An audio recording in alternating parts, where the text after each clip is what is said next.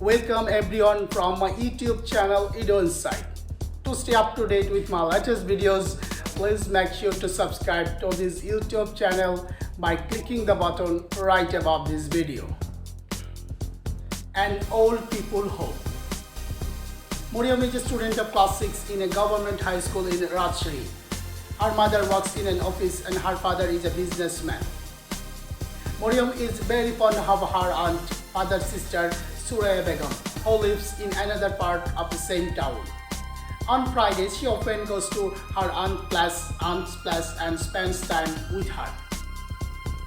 Suraya Begum is a retired school teacher. She is a widow and lives alone. Her husband died 3 years ago. Her 2 daughters are married and live with their families abroad.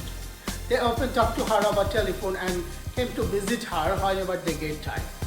Suraya Begum has a lot of free time. She spends her time in reading books, watching TV and visiting friends and relatives.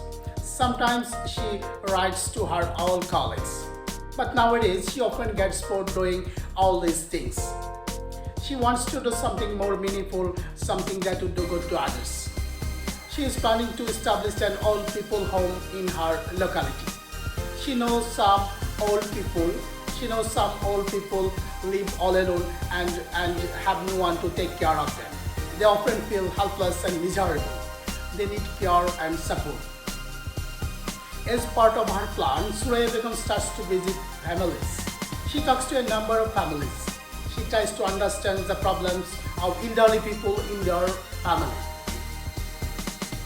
She understands that elderly people live alone and they often become sick, and sometimes they have nobody to look after them. On Fridays, Suraya Begum often takes Mariam with her on this visit.